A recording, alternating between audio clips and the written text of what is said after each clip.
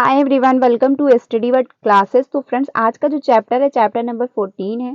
सारे चैप्टर हो चुके हैं। क्लास 6 की एससीईआरटी जो चल रही थी, ये क्लास जो है बीपीएससी की है, बीपीएससी टीआरई की। जो भी प्रिपरेशन कर रहे हैं उनके लिए काफ़ी हेल्पफुल है, क्योंकि यहाँ पे सीरीज चल रही है एससीईआरटी की। तो चैप्टर सारे कंप्लीट हो चुके हैं। हिस्ट्री के चैप्टर लास्ट ये बचा हुआ था, हमारे इतिहासकार इसका टाइटल है।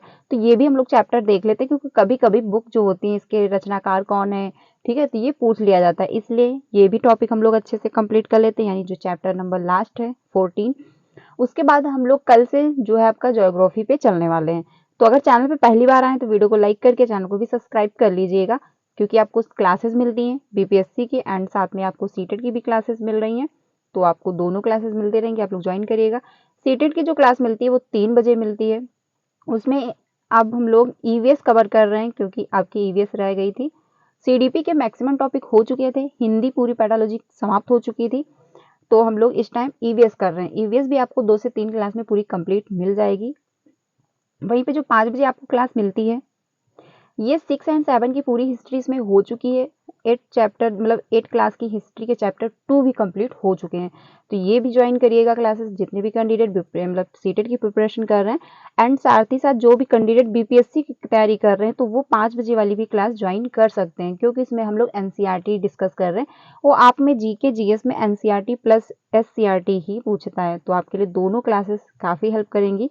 तो स्टार्ट करते हैं हमारे इतिहासकार, इसके बारे में हम लोग देख लेते हैं। ये क्लास छोटी बनेगी क्योंकि इसमें ज़्यादा चैप्टर है, मतलब पैराग्राफ है नहीं, क्योंकि इसमें इतिहासकार यानी बुकों के बारे में ही बताया गया है, जो लेखक हैं।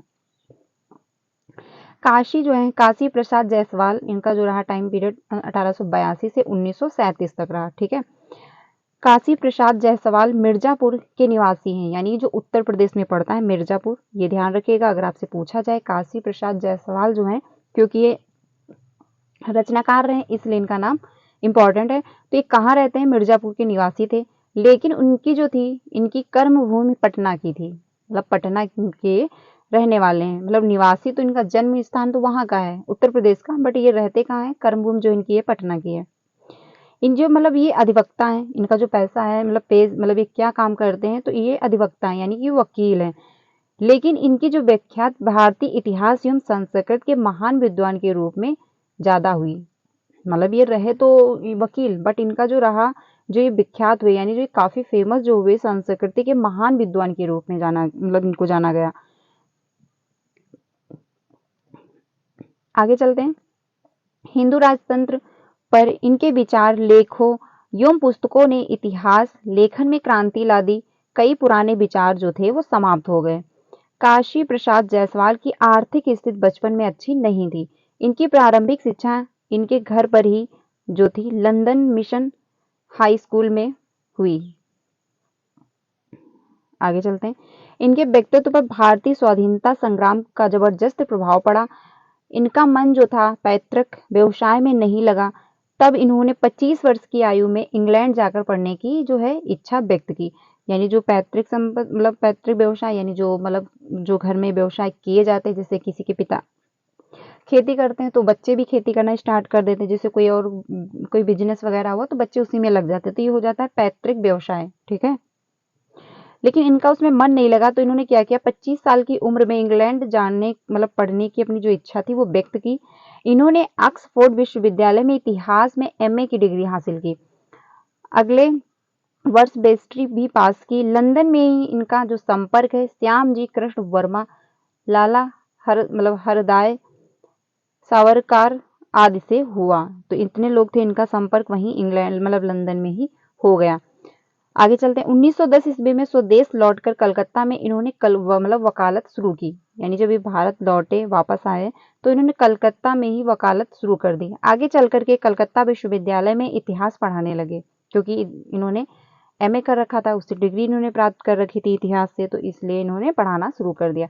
परंतु क्रांतिकारी विचारों के कारण इन्हें सरकार ने जो था पद त्यागने के लिए बाध्य कर दिया। फिर 1919 ईस्वी में इसने पटना विश्वविद्यालय द्वारा भारतीय पुरातत्व एवं सांस्कृतिक विभाग का जो रीडर बनने का आग्रह किया गया। अंततः पारिवारिक आवश्यकताओं एवं सरकार की गलत नीतियों के कारण उन्हें विश्वविद्यालय छोड़कर वकालत से ही अपनी जीविका जो थी चलानी पड़ी। यानी इनको यहाँ से भी मतलब जो सरकार की गलत नीतियां थी इसकी वजह से इनको छोड़ना पड़ा। ये हिंदू कानून के जो मर्मज्ञ एवं आयकर के विशेषज्ञ वकील थे। अपनी सारी व्यवस्थाओं के बावजूद प्राचीन भारतीय इतिहास पर शोध कार्य करते रहे। आगे चलते हैं। जायसवाल साहब पुरालिपि और प्राचीन मुद्रा के ज्ञाता थे।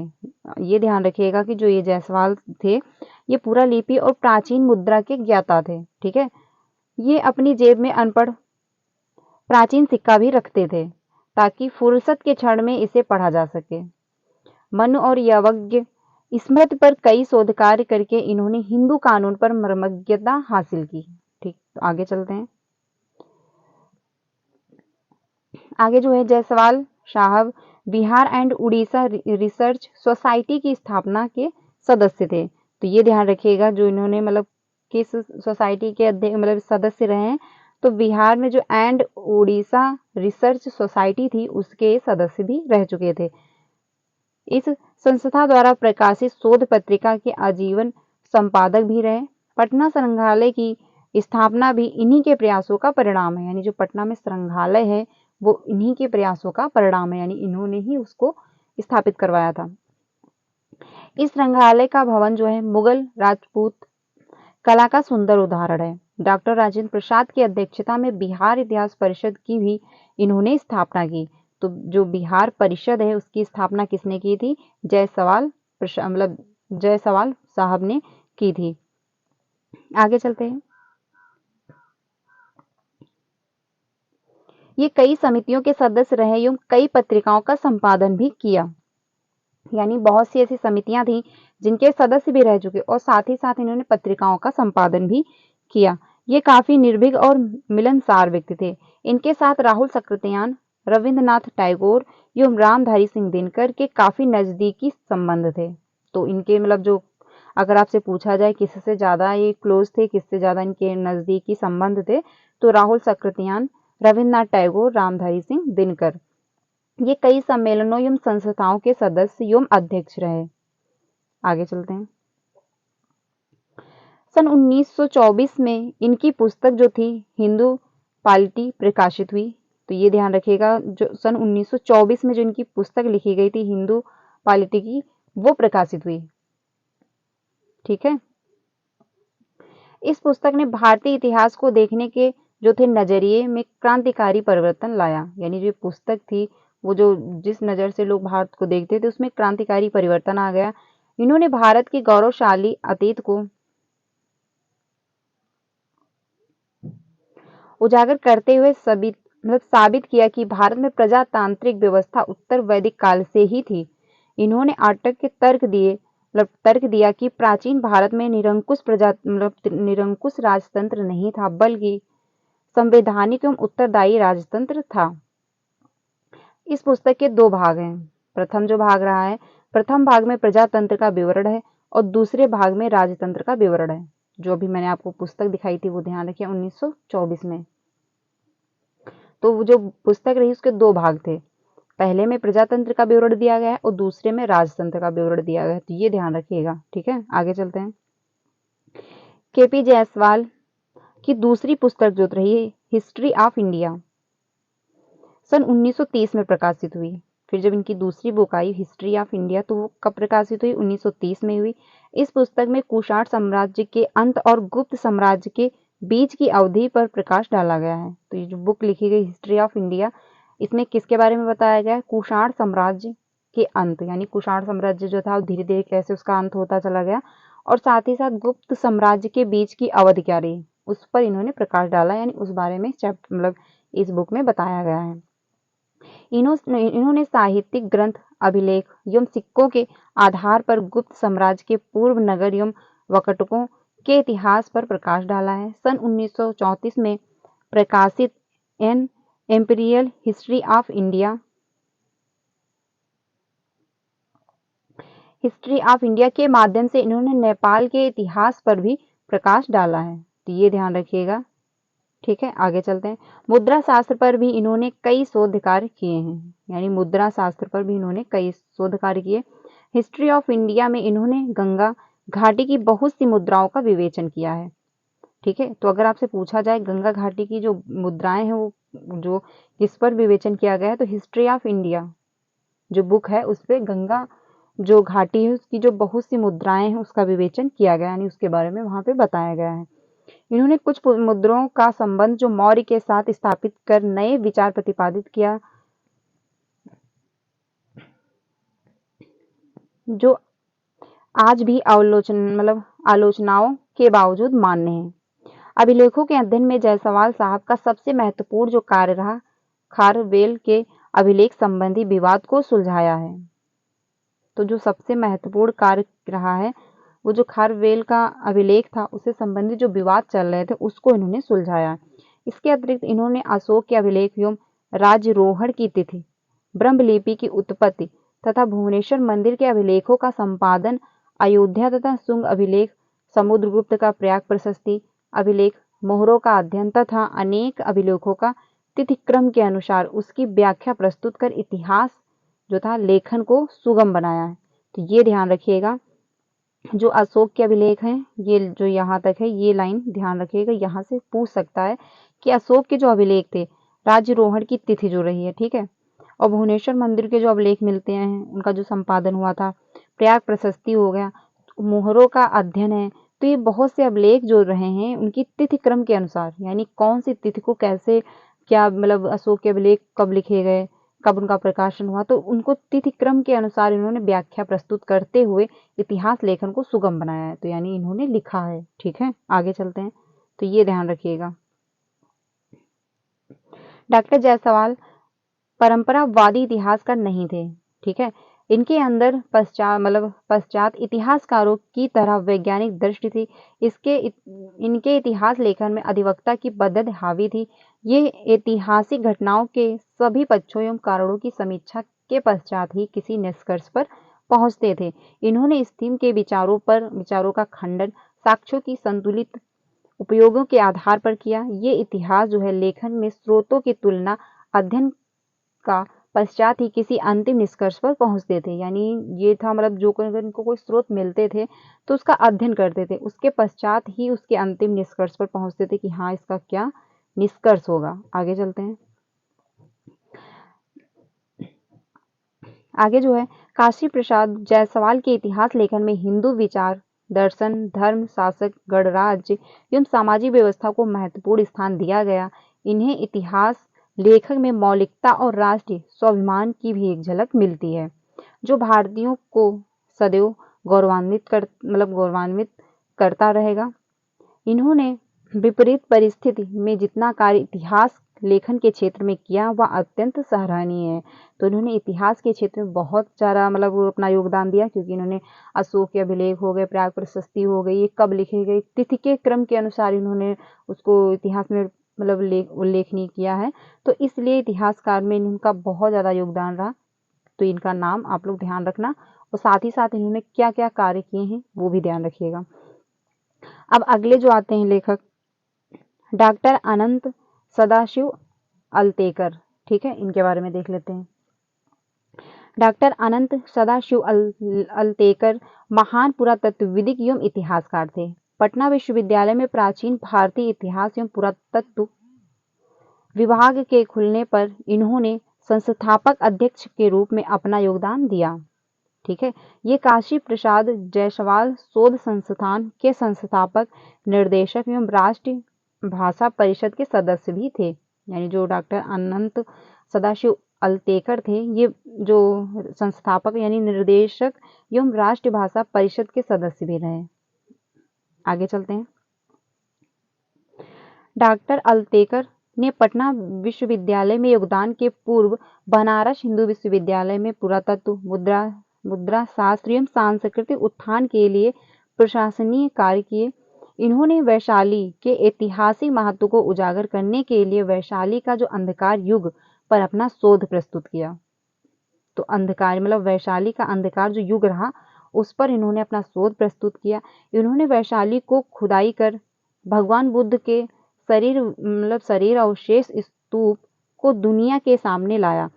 अलतेकर द्वारा किए गए कार्यों का ऐतिहासिक महत्व बढ़ गया। आगे चलते हैं।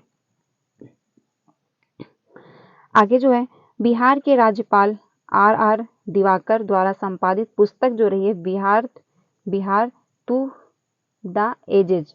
तो ये ध्यान रखिएगा, बिहार थ्रू द एजेज, ये किसके द्वारा लिखी गई? आर दिवाकर के द्वारा संपादित की गई पुस्तक।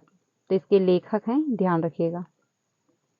प्रकाशन में डॉक्टर अल्तेकर का महत्वपूर्ण योगदान रहा। यह पुस्तक बिहार की गरिमा को रेखांकित करने में काफी सफल रहा। ठीक है। डॉक्टर अल्तेकर बिहार सरकार के अनुरोध पर बिहार का संपूर्ण इतिहास लिखने की योजना बना रहे थे कि इनका असामयिक निधन हो गया, यानी मतलब अचानक से इनका निधन हो गया। ये मतलब बिहार के बारे में लिखना ही चाह रहे थे, अपनी इतिहास के बारे में, लेकिन क्या हुआ, इनका अचानक से निधन हो गया। इनकी योजना के बाद के इतिहासकारों ने पूरा किया, यानी जो इनकी योजना बनी थी उसको बाद के इतिहासकारों ने उसे पूरा किया। डॉक्टर अल्तेकर पटना विश्वविद्यालय से अवकाश ग्रहण करने के बाद केवी जायसवाल शोध संस्थान के पूर्णकालीन निर्देशक बने और जीवन पर्यंत रहे। डॉक्टर अल्तेकर न्यूमिस्टिक सोसाइटी सहित कई संस्थाओं के अध्यक्ष एवं सदस्य रहे।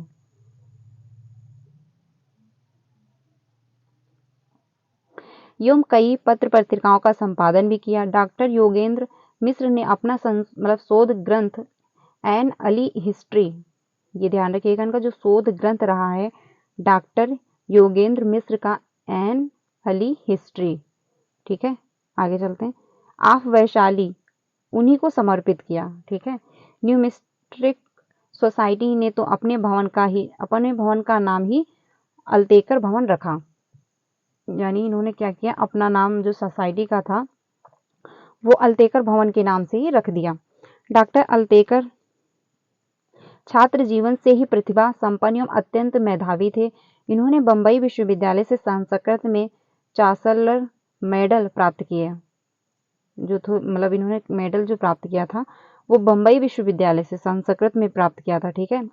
एवं LLB के लिए लॉरेंस जैक्सन स्कॉलरशिप भी प्राप्त की। इनकी नियुक्ति बनारस हिंदू विश्वविद्यालय के भारतीय सांस्कृतिक विभाग में संस्कृत के अध्यापक के रूप में हुई, यानी जो इनकी नियुक्ति हुई थी बनारस विश्वविद्यालय में जो हुई थी, भारतीय संस्कृत विभाग में संस्कृत के अध्यापक बन के गए थे। ठीक है, जो बनारस हिंदू विश्वविद्यालय था।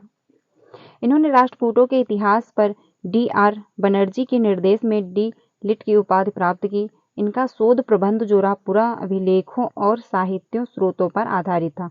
तो इनको जो डिग्री प्राप्त हुई थी, यानी कि जो उनको उपाधि मिली थी वो DR बनर्जी के निर्देश में, यानी उनके निर्देश में इनको जो डिग्री मिली थी D.Litt की उपाधि प्राप्त की थी। ये आप लोग ध्यान रखना। आगे चलते हैं। इन्होंने राष्ट्रकूटों के इतिहास पर DR बनर्जी के, यहाँ तक तो हो गया था। इसके कारण इनकी ख्यात एक इतिहासकार के रूप में फैली। अपने अथक प्रयास से इन्होंने 21 पुस्तक और लगभग 200 शोध पत्रिकाएं प्रकाशित की। तो ये ध्यान रखिएगा कितनी पुस्तकें इन्होंने लिखी है, 21 पुस्तकें, एंड उसके साथ साथ 200 शोध पत्र भी इन्होंने प्रकाशित किए। मुद्रा शास्त्र में इनकी जो रुचि है एवं विशेषज्ञों में पटना विश्वविद्यालय को गुप्तकालीन स्वर्ण मुद्राओं से समृद्ध कर दिया। ठीक है, आगे चलते हैं। स्वतंत्रता के पूर्व इनकी कई पुस्तकें प्रकाशित हो चुकी थी। बिहार राष्ट्रीय भाषा परिषद में उन्हें उनकी पुस्तक प्राचीन भारतीय शासन पद्धति के लिए 1000 गुना पुरस्कार मिला था। तो यानी जो उनको पुरस्कार मिला था वो प्राचीन भारतीय शासन पद्धति के लिए मिला था। तो ये ध्यान रखना, प्राचीन भारतीय शासन पद्धति पर इनको जो है पुरस्कार मिला था। पुरस्कार ग्रहण करते वक्त इन्होंने कहा था, मैं राष्ट्रभाषा समझकर हिंदी की सेवा की है, आर्थिक लाभ के लिए नहीं। राष्ट्रभाषा हिंदी की जो है पति एवं इसका अगाध प्रेम है, यानी हिंदी जो थी, हिंदी के प्रति इनका जो अगाध प्रेम था। इन्हें सन 1954 में अमेरिका में अतिथि व्याख्याता के रूप में बुलाया गया था। इसी वर्ष भारतीय संस्कृत पर व्याख्यान देने वाले वेस्ट इंडीज भी गए। डॉक्टर अल्तेकर इतिहास लेखन में किसी वाद से नहीं बंधे हुए थे। ये प्रत्येक क्षण व्यस्त रहने में विश्वास करते थे, जिनके कारण इन्हें लुब्धुति हड़बड़िया भी कहा गया। इनका मानना था कि जब किसी पुस्तक की पांडुलिपि तैयार हो जाए तो इसे प्रकाशित कर देना चाहिए। आगे चलते हैं। इन्हें संवारने का कार्य नए शोध प्रज्ञों पर छोड़ देना चाहिए। अल्केतर के शोध का आधार मूलतः साहित्यिक स्रोत था, लेकिन ये पुराभिलेखों एवं मुद्रा शास्त्रों के भी ज्ञाता थे। यानी इनका जो मूल मतलब साहित्य स्रोत था, लेकिन ये पुराभिलेख और मुद्रा शास्त्र का भी इनको ज्ञान था। पुरातत्व के क्षेत्र में इन्होंने बिहार में सर्वाधिक कार्य किए। अल्केतर रूढ़िवादी नहीं थे। नारियों के प्रति इनका दृष्टिकोण उदार था। नारियों के दशा पर उनके द्वारा रचित पुस्तक से यह साफ पता चलता है कि इनके गांव में घटित सती की घटना ने इन्हें काफी प्रेरित किया। इन्होंने इलाहाबाद के लीडर पत्र में एक लेख छपवाया, जिसमें यह साबित किया गया था कि वेद पढ़ने का अधिकार स्त्रियों और शूद्रों को भी है। यानी इन्होंने जब लेख छपवाया था तो उसमें इन्होंने लिखा था कि जो वेद हैं, क्योंकि वेद पुराने टाइम में स्त्रियों को और जो शूद्र लोग होते थे उनको पढ़ने को नहीं दिया जाता था, उनका अधिकार नहीं था। लेकिन इन्होंने क्या कहा अपनी बुक में कि स्त्रियों के साथ साथ शूद्रों को भी पढ़ने का अधिकार है। यह लेख उसी समय प्रकाशित हुआ जब एक शूद्र लड़की बीएचयू के पश्च विभाग में अध्ययन करना चाहती थी। इस कारण इस लेख की चर्चा काशी में खूब हुई। आगे चलते हैं। डॉक्टर अल्केतर ने पंडित राहुल सकृत्यान द्वारा संग्रहित पांडुलिपियों के प्रकाशन के लिए काफी मेहनत किया। इन कार्य में इन्हें बलदेव मिश्र का जो था अपेक्षित सहयोग मिला। आगे चलते हैं। इनके संबंध में जगदीश चंद्र माथुर ने अपने संस्मरण में लिखा कि मैं अक्सर तज्जुब करता हूं कि डॉक्टर अल्केतर ने अपनी सभी ग्रंथ भारत में ही क्यों छपाए, जबकि उनकी इतिहास विषय जो रही है रचनाएं विश्व स्तरीय थी, लेकिन इंग्लैंड या अमेरिका में प्रकाशित ग्रंथों की जो प्रतिष्ठा थी वह भारत में प्रकाशित ग्रंथों की नहीं थी। डॉक्टर अल्केतर इस बात को नहीं समझ सके। एक बार पूछने पर भी उन्होंने कहा, बहुत पहले जब राष्ट्रीयता का दौर आया था तभी मैंने संकल्प लिया था कि इंग्लैंड में अपनी पुस्तक नहीं छपवाऊंगा। यानी इन्होंने कहा कि आखिर ऐसा क्यों है कि डॉक्टर जो अल्केतर हैं वो अपनी बुकें जो है अपने भारत में ही छपवा रहे, अलग जो देश थे वहां पे नहीं छपवाया। तो उन्होंने क्या कहा कि मैंने पहले ही संकल्प ले रखा था कि मैं अपनी बुक जो है इंग्लैंड में नहीं छपवाऊंगा। आखिर इतने लोग महंगे विदेशी कपड़े का बहिष्कार कर क्यों खादी का अपना जो खादी कपड़ा था उसको क्यों अपना रहे थे। मैंने अपने ग्रंथों को तो देसी रूप दे सकता था। हालांकि अब परिस्थिति बदल गई थी, लेकिन संकल्प को कैसे तोड़ूं। आगे चलते हैं। डॉक्टर अल्केतर राष्ट्र प्रेम से सदैव अभूत रहते थे। वे खादी का वस्त्र भी धारण करते थे। इनका जीवन जो है बिल्कुल सादा था, लेकिन शोध कार्य में भी कभी पीछे नहीं रहते थे। तो ये है इनके बारे में बताया गया। ये चैप्टर यहीं तक समाप्त होता है। तो इसमें जो मेन है वो आपके राहुल सकृत्यान जी हो गए, ठीक है, जगदीश चंद्र माथुर हैं, डॉक्टर अल्केतर हो गए। तो ये इनके बारे में तो आपने सब कुछ सुना ही। तो इस चैप्टर में यही दिया गया था जो इतिहासकार हैं उन्होंने कैसे क्योंकि ये एससीईआरटी है, ये सारा बीपीएससी यानी बिहार के बारे में इसमें बताया गया है। तो उन्होंने इनके बारे में यही इस चैप्टर में गिवन था जो ये लोग थे जो ये रचनाकार रहे हैं, इन्होंने कितना योगदान दिया बिहार में कि कौन कौन सी बुकें प्रिंट करवाई, काफ़ी जो संस्थाएं थी उनका भी स्थापना उन्होंने करवाई। तो ये सब इस चैप्टर में गिवन था। यहाँ से क्वेश्चन बन सकता है क्योंकि कभी कभी बुकों के नाम पूछ लिए जाते हैं, ठीक है, और ये भी पूछ लिया जाता है कि इसकी स्थापना किसने करवाई। तो जब आप ये अच्छे से देख लोगे तो आपको समझ में आ जाएगा। जैसे कि हिस्ट्री ऑफ इंडिया है, ठीक है, ये पुस्तक किसकी केपी जायसवाल की है। तो ये आप ध्यान रखिएगा, जब आपने ये थ्योरी पढ़ ली है प्रॉपर तरीके से तो आपको समझ में आ जाएगा कि हिस्ट्री ऑफ जो इंडिया पुस्तक है वो किसकी है, केपी जायसवाल की है। और ये 1930 में प्रकाशित हुई थी। ऐसे ही क्वेश्चन बन जाएंगे। तो ये जो है चैप्टर अच्छे से पढ़ लीजिएगा, क्योंकि क्वेश्चन जो है बुक से भी रिलेटेड आते हैं कि ये जो बुक है इसको किसने प्रकाशित किया, कौन से साल में प्रकाशित हुई। तो ये सब क्वेश्चन पूछ लिए जाते हैं। तो ये चैप्टर समाप्त हुआ। आज हम लोगों का हिस्ट्री पूरा कंप्लीट हो गया है, ठीक है, क्लास 6 की। कल से हम लोग ज्योग्राफी डिस्कस करने वाले हैं। तो कल की भी क्लास को बिल्कुल भी स्किप मत करिएगा। प्रॉपर तरीके से क्लास 6 की एससीईआरटी कंप्लीट हो चुकी है। इसकी मैं पूरी प्लेलिस्ट बना दूंगी तो आपको देखने में आसानी हो जाएगी। अगर आपने स्टार्टिंग से क्लासेस नहीं देखी तो सारी क्लासेस देख लीजिएगा। इसमें 14 चैप्टर थे, मैंने सारे डिस्कस किए हुए हैं। आप लोगों को यहीं पे क्लास मिल जाएगी मेरे ही चैनल पे। तो क्लास अच्छी लगी तो उसको लाइक करिएगा एंड कमेंट में अपनी राय जरूर दीजिएगा। अगर चैनल पर पहली बार आए हो तो वीडियो को लाइक करके चैनल को भी सब्सक्राइब कर लीजिएगा, ताकि आपको सारी क्लासेस टाइम से मिलती रहें। बाकी अब जो भी अपडेट आती है टीचिंग से रिलेटेड वो आपको यहाँ से बता दी जाती है। तो मिलते हैं नेक्स्ट क्लास में, तब तक के लिए ध्यान रखिएगा। Thank you.